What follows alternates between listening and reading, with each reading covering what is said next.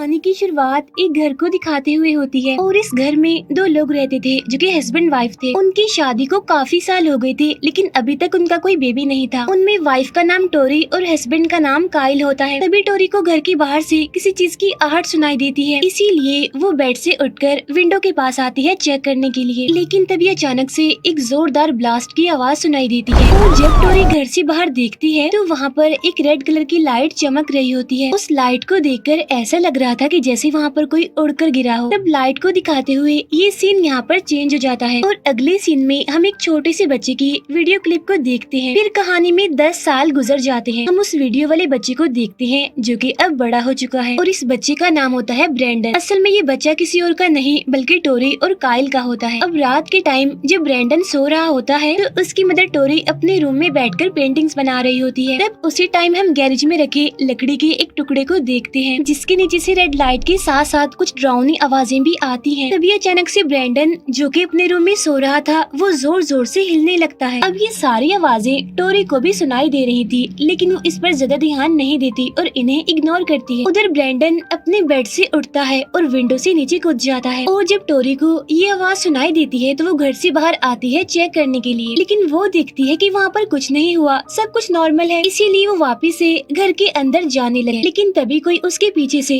तेजी से वहाँ से गुजरता है। अब टोरी समझती है कि ये ब्रेंडन है जो उसे डराने की कोशिश कर रहा है, इसीलिए वो उस आवाज को फॉलो करते हुए गैरेज में पहुँच जाती है। तो वो देखती है कि ब्रेंडन अपने घुटनों के बल बैठा हुआ है और वो जोर जोर से बेसमेंट के दरवाजे को खोलने की कोशिश कर रहा है, लेकिन बेसमेंट के उस दरवाजे पर लॉक लगा हुआ है। अब टोरी ये सीन देखकर काफी हैरान हो जाती है और वो ब्रेंडन को वहाँ से खड़ा करके उसे रिलैक्स करने की कोशिश करती है। असल में ये वही जगह होती है जहाँ से कुछ टाइम पहले रेड रोशनी के साथ साथ कुछ डरावनी आवाजें भी आ रही थी। नेक्स्ट डे ब्रेंडन और काइल एक फर्नीचर को रिपेयर कर रहे होते हैं। तब यहाँ पर काइल अपने बेटे ब्रेंडन से कहता है कि मैं कुछ जरूरी सामान लेने के लिए जा रहा हूँ, इसीलिए तब तक तुम मशीन के जरिए ग्राउंड की घास को काट देना। अब काइल के जाने के बाद ब्रेंडन उस मशीन को स्टार्ट करने की कोशिश कर रहा होता है लेकिन इतनी कोशिश करने के बावजूद भी वो मशीन स्टार्ट ही नहीं होती। इसी वजह से ब्रेंडन को उस मशीन पर काफी गुस्सा आता है, इसीलिए वो जोर से उस मशीन की पुली खींचता है जिसकी वजह से वो मशीन जो कि इतनी भारी थी उससे तकरीबन 100 मीटर दूर जाकर गिरती है। अब ये देखकर ब्रेंडन काफी हैरान हो जाता है और वो अपने हाथों को देखने लगता है। उसे अपने हाथों पर यकीन ही नहीं आ रहा था कि ये पॉसिबल कैसे हुआ, लेकिन जब वो उस मशीन के पास जाता है तो देखता है कि उस मशीन का फैन चल रहा है और वो मशीन के चलते हुए फैन में अपना हाथ डाल देता है। हैरान कर देने वाली बात तो ये है कि उसके हाथ को कुछ भी नहीं होता, जिससे वो मशीन रुक जाती है और वो लोहे का इतना मजबूत फैन टूट जाता है। तो इसका मतलब साफ था कि ब्रेंडन के पास कुछ स्पेशल पावर्स हैं। फिर टाइम गुजरता जाता है और हम देखते हैं कि ब्रेंडन अब 12 साल का हो गया है, इसीलिए उसके पेरेंट्स अपने कुछ फ्रेंड्स के साथ एक रेस्टोरेंट में उसका बर्थडे सेलिब्रेट करने के लिए जाते हैं। तब काइल का फ्रेंड ब्रेंडन के लिए एक गिफ्ट लाता है जो कि एक गन होती है, लेकिन काइल उसे वो गन नहीं देता और उसे ले लेता है और कहता है कि ब्रेंडन अभी बच्चा है और इस एज में उसे इस तरह की चीजें देना ठीक नहीं है। लेकिन ब्रेंडन इस बात से गुस्सा हो जाता है और अपने फादर से मिसबिहेव करने लगता है, इसीलिए काइल पार्टी को कैंसिल करता है और सब लोग अपने अपने घर चले जाते हैं। घर जाकर टोरी और काइल ब्रेंडन में होने वाली चेंजिंग्स के बारे में बातें कर रहे होते हैं। उन्हें डाउट होता है, इसीलिए वो उसके रूम की तलाशी लेते हैं। तब उन्हें उसके बेड के नीचे से कुछ अजीब मैगजीन्स और कटे हुए जानवरों की पिक्चर्स मिले। तब उन्हें लगता है कि शायद ब्रेंडन की बॉडी में कोई गड़बड़ हो रही है, इसीलिए हमें उसे ठीक तरह से गाइड करना चाहिए। तब टोरी काइल को आइडिया देती है कि हम कहीं घूमने के लिए चलते हैं जहाँ पर हम अपने बेटे ब्रेंडन से खुलकर बात कर सकेंगे। अब नेक्स्ट डे वो अपना सामान पैक करते हैं और कैंपिंग के लिए निकल जाते हैं, जहाँ जंगल में जाकर वो अपना कैंप लगाते हैं। वहाँ हंटिंग करने के दौरान काइल ब्रेंडन को टीनेज स्टेज में कैसे रहते हैं ये बताता है। अब रात को जब वो लोग अपने टेंट में सो रहे होते हैं तो टोरी जाग जाती है और वो देखती है कि ब्रेंडन अपने बिस्तर पर नहीं है। फिर यहाँ से सीन चेंज होकर आता है ब्रेंडन की क्लासमेट पर जो कि अपने लैपटॉप को बंद करके सो जाती है, लेकिन तभी अचानक से उसके लैपटॉप में म्यूजिक बजने लगता है, इसीलिए वो लैपटॉप को बंद करके जैसे ही बेड की तरफ मुड़ती है तो तब एक बार फिर से लैपटॉप ऑन हो जाता है और फिर से म्यूजिक बजने लगता है। तभी देखकर वो काफी डर जाती है और फिर से लैपटॉप को बंद करके इस बार उन पर बुक्स रख देती है, लेकिन तभी उसे कर्टन्स के पीछे से एकदम ब्रेंडन दिखाई देता है जिसकी वजह से वो काफी डर जाती है और चिल्लाती है, लेकिन तभी उसकी मदर वहाँ पर आ जाती है और वो देखती है कि वो इतनी डरी हुई है, तो वो उसे रिलैक्स करने की कोशिश करती है। फिर हम देखते हैं टोरी को जो कि ब्रैंडन को ढूंढ रही होती है। तब अचानक से टोरी को ब्रैंडन वहीं पर ही मिल जाता है और वो टोरी को बताता है कि मैं तो यहीं था, बस मैं वॉशरूम के लिए गया था। फिर एक रात जब काइल अपनी गन रखकर सोने के लिए जा रहा था, तब उसे गैरेज में से मुर्गियों के चिल्लाने की आवाजें आने लगती हैं। इसी वजह से वो अपनी गन लेकर वहाँ पर चेक करने के लिए जाता है। तो वहाँ पर जाकर वो देखता है कि यहाँ पर ब्रैंडन खड़ा हुआ है, जो मुर्गियों को बड़े ही अजीब तरह से देख रहा है, उन्हें घूर रहा है और उसे देखकर ही सारी मुर्गियाँ डर रही हैं और चिल्ला रही हैं। तब काइल उससे पूछता है कि इतनी रात को तुम यहाँ पर क्या कर रहे हो, लेकिन ब्रैंडन उसे कोई जवाब नहीं देता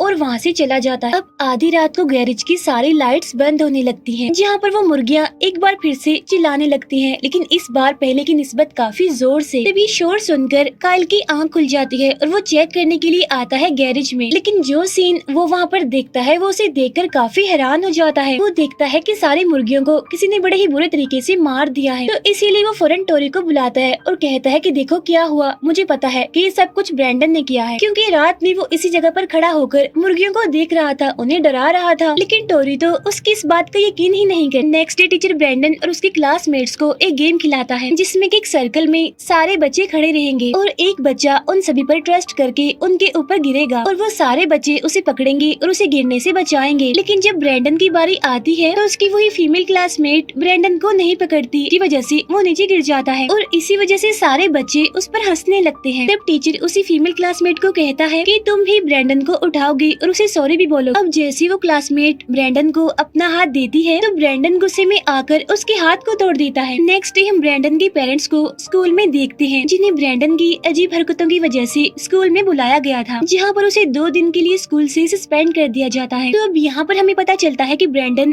टोरी और काइल का बच्चा नहीं है। इसके बाद जब वो लोग घर आते हैं तो टोरी काइल को बताती है कि हमने जिस चीज को गैरेज के नीचे छुपाया है वो ब्रैंडन को अपनी तरफ अट्रैक्ट कर रही है, क्योंकि मैंने ब्रैंडन को कई बार उस दरवाजे को खोलने की कोशिश करते हुए देखा है। अब रात को फिर से उसी दरवाजे के नीचे रेड लाइट दिखाई देती है और इस बार तो साथ साथ हमें एक एलियन लैंग्वेज भी सुनने को मिलती है। अब ब्रैंडन अपने बिस्तर से उठता है और उसी दरवाजे की तरफ जाने लगता है। वो वहाँ पर जाकर इस बार उस लॉक को तोड़ देता है जो कि उस दरवाजे पर लगा हुआ, जिसके बाद हम देखते हैं कि वो लाइट अब काफी तेज हो गई है। अब ये लाइट टोरी को भी दिख जाती है जो कि अपने रूम में बैठी हुई थी, इसीलिए वो वहाँ से भागते हुए गैरेज में आती है, जहाँ वो देखती है कि ब्रैंडन उस लाइट में फ्लाई कर रहा है। लेकिन जैसे ही वो उसके पास जाती है तो वो अचानक से नीचे गिर जाता है, जिसकी वजह से ब्रैंडन के हाथ पर चोट लग जाती है। ब्रैंडन उस चोट को देखकर काफी हैरान होता है, क्योंकि ये उसकी लाइफ की फर्स्ट इंजरी थी। उसी टाइम ब्रैंडन अपनी मदर से पूछता है कि मामा बताएं अब कौन हूँ मैं। तब यहाँ पर टोरी उसे सारी सच्चाई बताती है, जिससे हमें पता चलता है कि वो बच्चा आज से तकरीबन 13-14 साल पहले हुए उस इंसिडेंट में मिला था। असल में ये बच्चा उनका अपना नहीं था, बल्कि उस टाइम उन्हें वहाँ घर के बाहर एक स्पेस क्राफ्ट मिला था और उसमें से उन्हें वो छोटा बच्चा मिला था। अब क्योंकि टोरी और काइल का कोई बच्चा तो था नहीं, इसीलिए उन्होंने उस बच्चे को अपने पास ही रख लिया और उस स्पेस क्राफ्ट को नीचे बेसमेंट में छुपा दिया था, जिसकी वजह से ये बात एक सीक्रेट बन गई, जिसके बाद किसी को भी नहीं, यहाँ तक कि ब्रैंडन को भी ये बात पता नहीं थी कि वो उनका बच्चा नहीं है। अब ये बात सुनकर ब्रैंडन को काफी गुस्सा आ जाता है और वो वहाँ से बाहर चला जाता है। तब उसकी आंखों से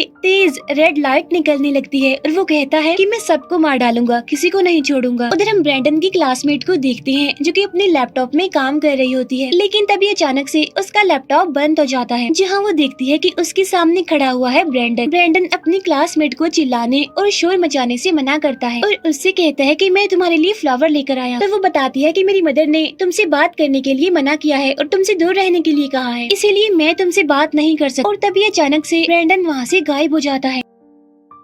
नेक्स्ट सीन में हमें एक रेस्टोरेंट दिखाया जाता है और ये रेस्टोरेंट ब्रैंडन की उसी क्लासमेट की मदर का होता है। अब जैसे उस क्लासमेट की मदर उस रेस्टोरेंट को बंद करने वाली होती है, लेकिन तभी अचानक से वहाँ की सारे विंडोज पर निशान बनने लगते हैं, जो कि असल में साइन होता है ब्रैंडन का, और साथ साथ सारी लाइट्स फ्लिकर करने लगे। तब उसे कुछ भी समझ नहीं आता कि ये सब क्या हो रहा है, लेकिन तभी अचानक से एक लाइट टूट जाती है, जिसकी वजह से कांच का एक टुकड़ा उसकी आँख में घुस जाता है और इसी वजह से उसे एक आँख से दिखाई देना बंद हो जाता है। उसी टाइम उसे बार बार मास्क वाला एक बच्चा दिखाई देता है जो कि कोई और नहीं बल्कि ब्रैंडन था। इसी वजह से वो डरते हुए भागकर स्टोर रूम में चली जाती है, लेकिन ब्रैंडन अपनी लेजर पावर से उस मजबूत दरवाजे को भी तोड़ देता है और बिल्कुल एक डेविल की तरह बनकर उस लेडी को मार डालता है। अगले दिन उस रेस्टोरेंट में पुलिस टीम आती है और वहाँ पर इन्वेस्टिगेशन करने लगती है, लेकिन उन्हें कुछ भी समझ नहीं आता कि आखिर ये मर्डर किसने किया। उधर टोरी ब्रैंडन को एक काउंसलर के पास ले जाती है जो कि असल में टोरी की फ्रेंड होती है। वो काउंसलर ब्रैंडन से काफी सारे सवाल करती है, लेकिन ब्रैंडन की इस अजीब हरकतों का कोई भी रीजन पता नहीं चलता। उसी रात काइल और उसके कुछ फ्रेंड्स जब बार में गेम खेल रही होती हैं, तब उनके साथ उस काउंसलर का हस्बैंड भी होता है। इसी वजह से वो काउंसलर अपने घर में अकेली होती है, लेकिन तभी अचानक से उसके घर के डोर पर कोई जोर जोर से नॉक करने लगता है और जैसे ही वो डोर ओपन करती है तो उसके सामने होता है ब्रैंडन, जो उसको कहता है कि तुम कुछ भी पुलिस को मेरे बारे में सच मत बताना, वरना तो ये सबके लिए नुकसान होगा, किसी के लिए भी ठीक नहीं होगा। अब क्योंकि ब्रैंडन उससे काफी मिसबिहेव कर रहा था, इसी वजह से उस काउंसलर को काफी गुस्सा आ जाता है। इसीलिए वो ब्रैंडन को वहाँ से जाने के लिए कहकर अंदर आ जाती है। अंदर आने के बाद वो सो जाती है, लेकिन फिर से ब्रैंडन वहाँ पर आ जाता है मास्क पहनकर। लेकिन तभी उस काउंसलर का हस्बैंड भी वहाँ पर आ जाता है और वो ब्रैंडन को देख लेता है। वो ब्रैंडन को उसके घर पर छोड़ने के लिए जबरदस्ती उसी गाड़ी में बिठाने की कोशिश करता है, जिसकी वजह से ब्रैंडन को काफी गुस्सा आ जाता है और वो गुस्से में उसकी तरफ देखता है। इस टाइम उसकी आंखों से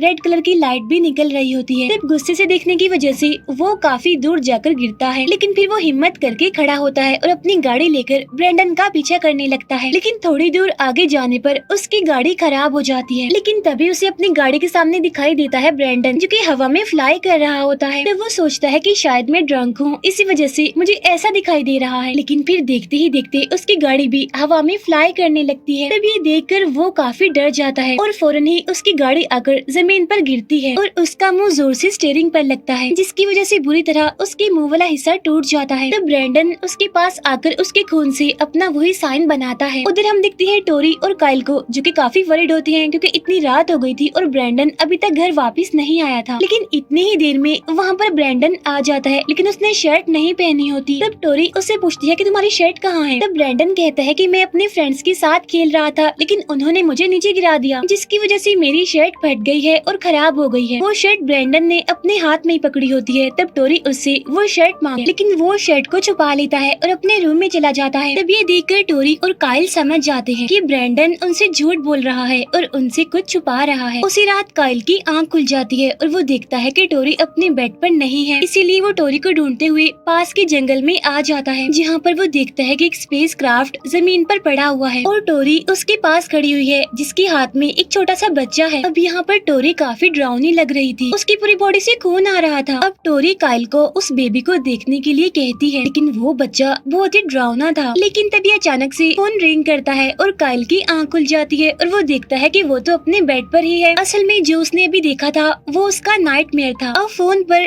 टोरी की फ्रेंड वो काउंसलर होती है, जो उसे बताती है कि मेरे हस्बैंड का एक्सीडेंट हो गया है। इसीलिए वो दोनों फौरन हॉस्पिटल जाते हैं, जहाँ पर वो काउंसलर उनसे पूछती है कि क्या ब्रैंडन घर है। वो घर पहुँच गया। तब ये सुनकर काइल का शक यकीन में बदलने लगता है।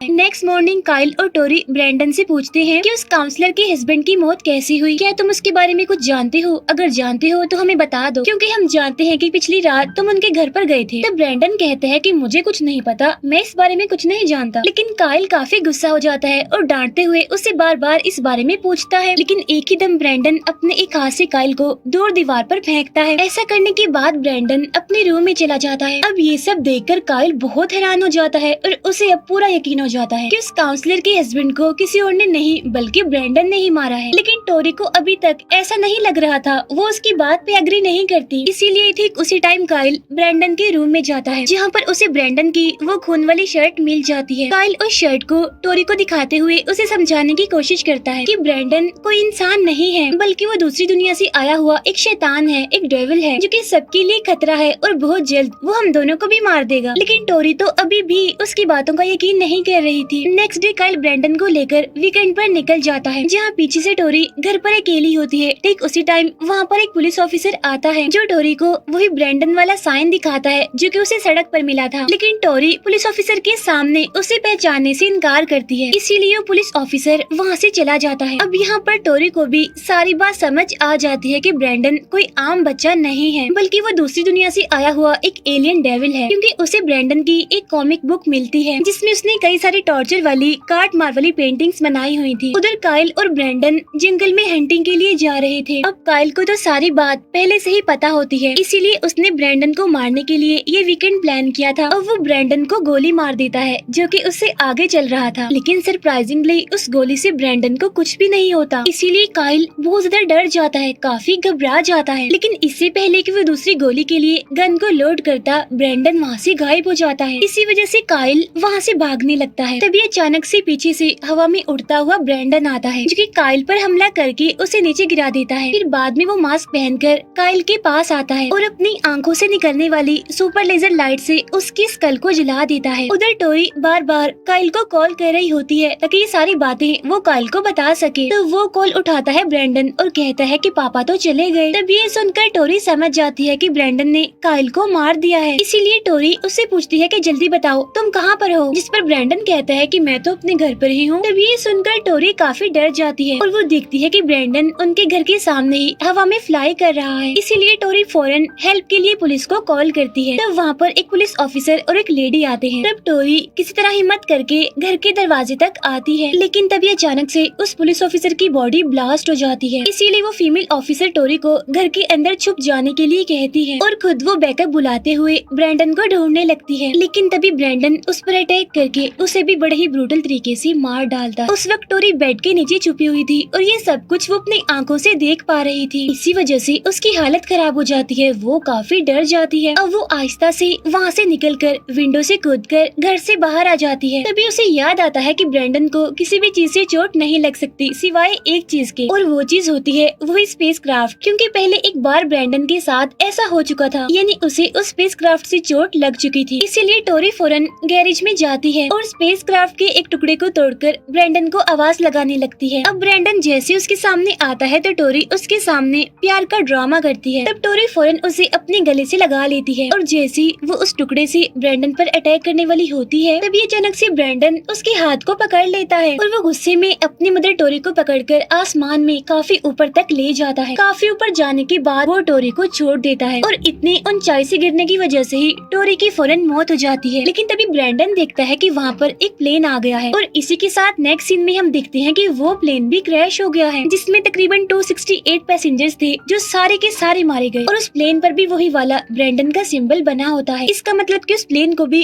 ब्रैंडन ने ही क्रैश किया था। अब मीडिया और पुलिस को लगता है कि वो प्लेन इस फार्म हाउस पर क्रैश हुआ था जिसमें काइल और टोरी की मौत हो गई, लेकिन उनका जो बच्चा होता है ब्रैंडन, वो अभी तक जिंदा होता है और बिल्कुल सेफ सही सलामत होता है। उस टाइम ब्रैंडन बिस्किट खा रहा होता है और उसको दिखाते हुए ही ये मूवी यहीं पर एंड हो जाती है।